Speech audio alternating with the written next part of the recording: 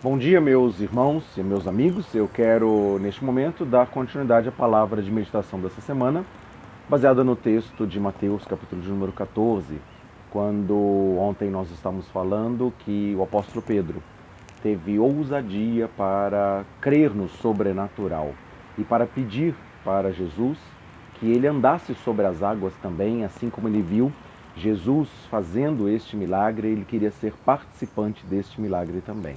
E muitas vezes, para experimentar o poder de Deus, temos que ter ousadia para entrar no Santo dos Santos. Temos que ter ousadia para entrar diante da glória de Deus e pedir realmente que possamos ser participantes da sua herança, realmente da manifestação do seu poder.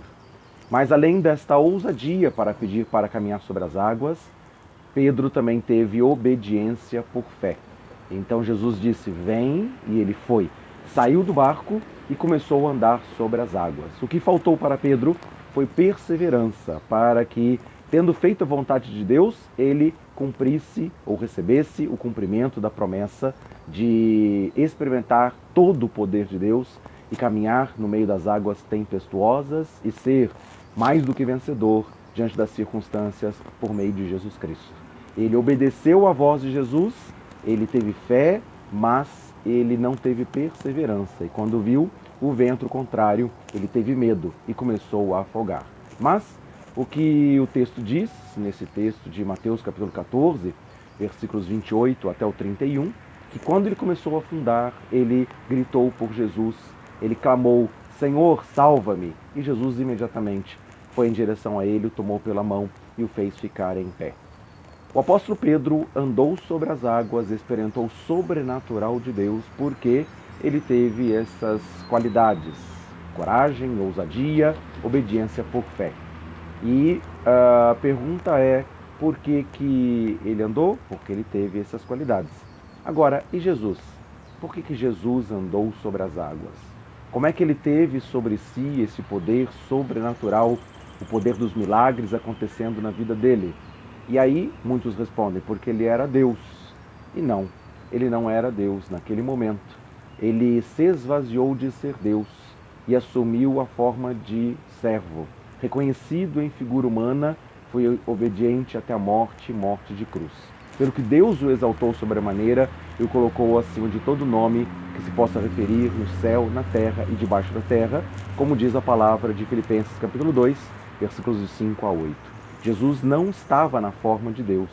Jesus não fez milagres porque ele era Deus. Jesus não fez milagres e não andou no sobrenatural porque ele era Deus. Não, ele era um homem esvaziado de Deus, 100% homem. O que fez diferença para que o próprio Jesus andasse sobre as águas, acalmasse a tempestade, multiplicasse pães e peixes, curasse muitos enfermos, expulsasse muitos demônios, não era o poder dele, era o poder do Espírito Santo de Deus que estava sobre ele. Assim como no batismo que ele recebeu nas águas com o João Batista, ele recebeu sobre si o repouso do Espírito Santo que apareceu com uma forma de pomba. Assim ele era um homem, 100% homem, mas 100% dependente de Deus, 100% cheio do Espírito Santo de Deus, e por isso ele operava sinais e milagres, por isso ele vivia o sobrenatural. E este mesmo sobrenatural e essa mesma autoridade que ele recebeu, ele também concedeu aos seus discípulos para irem por todo mundo, pregar o evangelho a toda criatura, e diz, os sinais seguirão aqueles que crerem. E desta forma também, assim como Jesus Cristo, o homem, foi cheio do Espírito Santo e pôde viver o sobrenatural de Deus, assim também ele concedeu aos seus discípulos que também têm ousadia e que têm obediência por fé, viverem o sobrenatural, e é isso que nós precisamos. E nesse texto de Mateus, capítulo número 14, quando nós estamos falando a respeito desse sobrenatural de Jesus, conta uma história, conta uma fração da história aqui muito interessante. Mateus 14, versículo número 23, diz que Jesus, despedido da multidão, ele subiu ao monte para orar e passou a noite orando a Deus. Quando ele despediu a multidão, os discípulos já tinham falado para ele que o dia estava declinando, que estava começando a escurecer, então que ele despedisse a multidão para que eles tivessem tempo de voltar em plena luz do dia ainda para suas casas, para as aldeias, para os vilarejos, para comprarem alguma coisa de comer, e exatamente foi o que Jesus fez.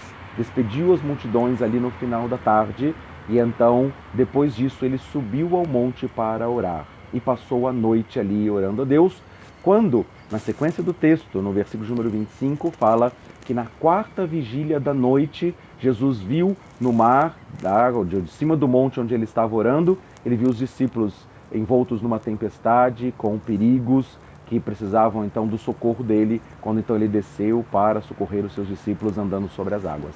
E aí então a tempestade se acalmou, os ventos cessaram e Jesus entrou com eles no barco e voltaram para o seu destino.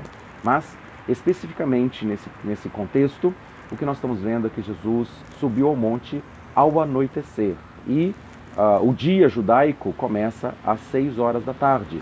Noite, vem tarde e manhã, o primeiro dia, como desde a criação. Então começa o dia às 6 horas da tarde, vem a noite e depois essa noite acaba às 6 horas da manhã. E a noite era dividida em 4 vigílias, porque começava a escurecer e então havia sentinelas, havia vigias que ficavam sobre os muros das cidades para estar vigiando a possível infiltração de algum inimigo, alguma invasão, algum ataque que as cidades poderiam sofrer. Então eles dividiam esta noite, das 6 horas da tarde às 6 horas da manhã, em 4 vigílias. A primeira vigília, das 6 horas da tarde até as 9 da noite.